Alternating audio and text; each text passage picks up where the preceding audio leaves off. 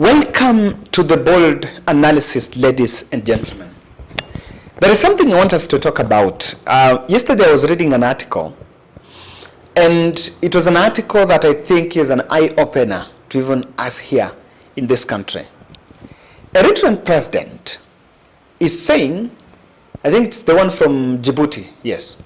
He's actually saying that the peace deal that was signed between the two rivaling rebel groups, the rebel group and the government machineries in Ethiopia, the Tigray, that deal that was signed in South Africa, where the rebels came into table and seems to have had an agreement, was actually triggered by U.S.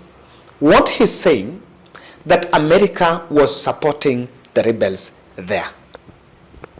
I read that article and I was wondering, so what exactly, it really opened my mind on a couple of things. That, of course, we cannot substantiate whether it's true or false, but a leader, a president of a country, the magnitude of Djibouti, coming up, or I think it's Eritrea, not Djibouti, coming up with that statement is not something to be taken lightly. And he's saying that the Tigray rebels, that peace deal is one that President Uhuru Kenyatta was actually spearheading. And he's saying that U.S. realized that the rebels were going to be subdued because the countries, or rather Eritrea, had also deployed their forces there, and it had reached a point where things were coming south. Things were going south for the rebels. So the peace agreement was signed in South Africa last year in November. So I was a bit wondering, so what about it? If they supported rebels, how about us here? How about DRC? And so it triggered my thoughts that in DRC, there is a lot of international vested interest there. Of course, the facility, the natural resource that is there is one that is at the center of that fight. And what is the stake of America in this continent? Or let's bring it better home. What does this portray for us in Kenya now that William Ruto is really going close, or rather is having a soft spot for America? What is the interest? For better part of our time, or for better part of last year, I think, since this government came into power, we've had a lot of smear campaign against China, and that is China vis-a-vis where? That is China vis-a-vis the other areas. China vis-a-vis Africa, vis-a-vis America. And there have been that contestation that the smear campaign was working in the interest of America, who are all interested in pushing China out of Africa.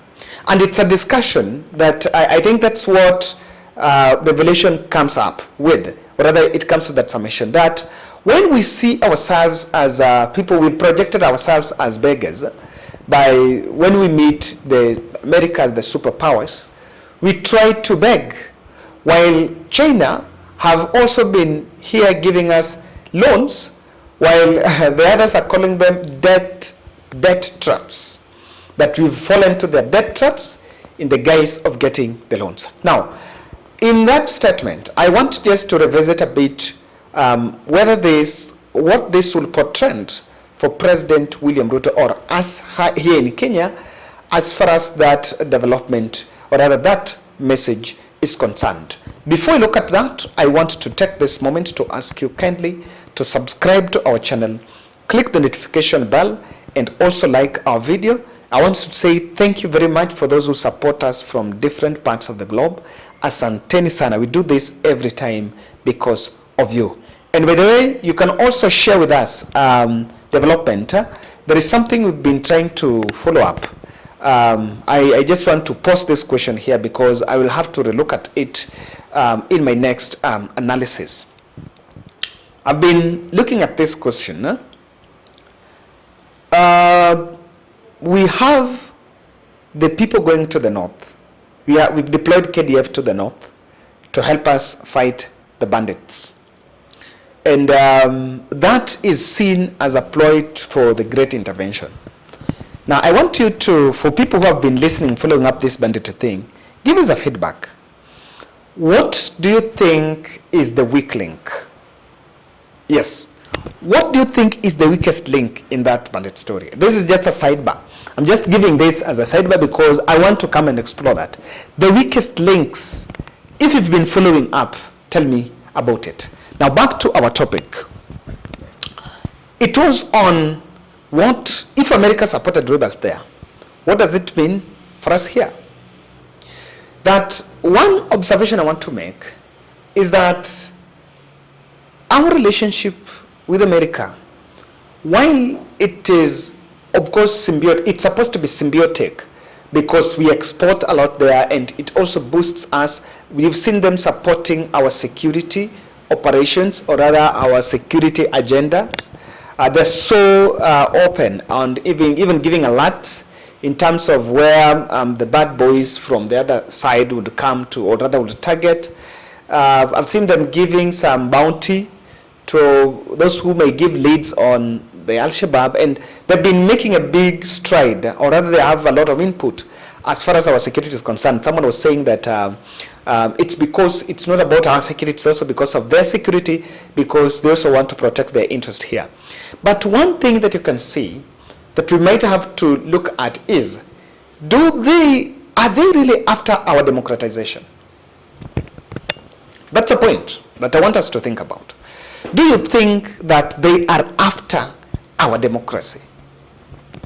Or we know that last time there was an allocation that they gave to the IBC. I think some 18 billion, according to what Megu Height was actually saying, to IBC. And that was to support our election process, something that of course was in order. But the question that still is pending is here. Now that they're giving us, and of course it's in good note, but are they after really what is being peddled? Are they after our democratization in Africa? If they could support rebels the other end, can it be that it's about interest, and so they will only lay where their interest is? And so it's upon also William Ruto to look at, are we going to go that route? Raila Odinga is crying out that the people that fixed him out are actually the Americas, or rather the European powers that wanted some, maybe that were aligning to William Ruto. So we need to look at that question, that is it really about it? The other second thing is this, and that's a message to President Ruto, that I think there is a lot of unwritten, or rather there is a lot that is shrouded in darkness.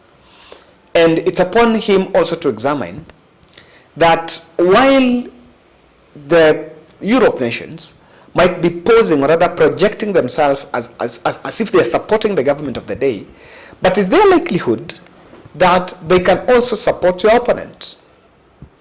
You know, President Ruto, Raila Odinga has met the U.S. ambassador, the UK ambassador here, also went to UK twice, and meetings in which some of them have been trying, maybe posters trying to now to talk him out of the street protests, or rather of the street rallies.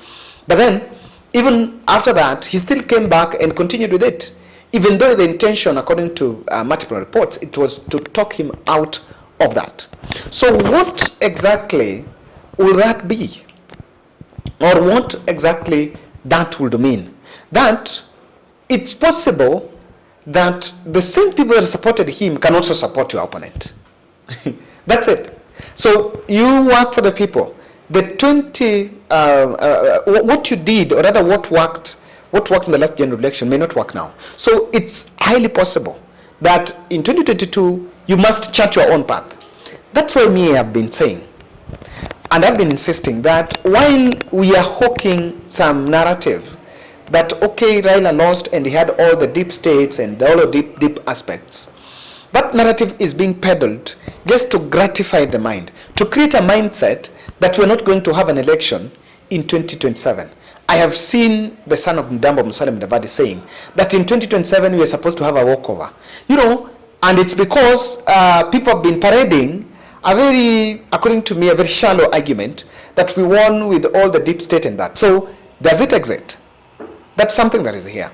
So what, according to me, that President Ruto must then look at here is, when it comes to 2027, the template for 2022 might not work out. If you want to know that that template might not work out, then you need to just have a flashback and ask yourself, what happened in 2017? Really?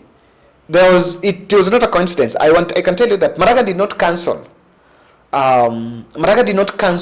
Did not call off the results of the elections, or rather the William Uhuru Kenyatta win, just because of it.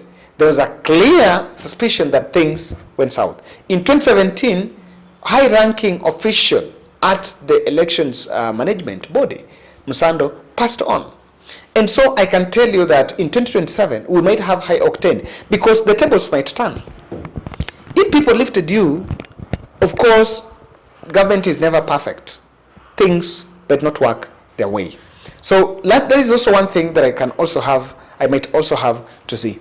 The other aspect is this, that while we brag, or rather we tell the population about what we are getting, you know, the loans, the projects that are being funded in different areas, but we also need to be keen to the fact that, what are they getting from us? What are they getting from us?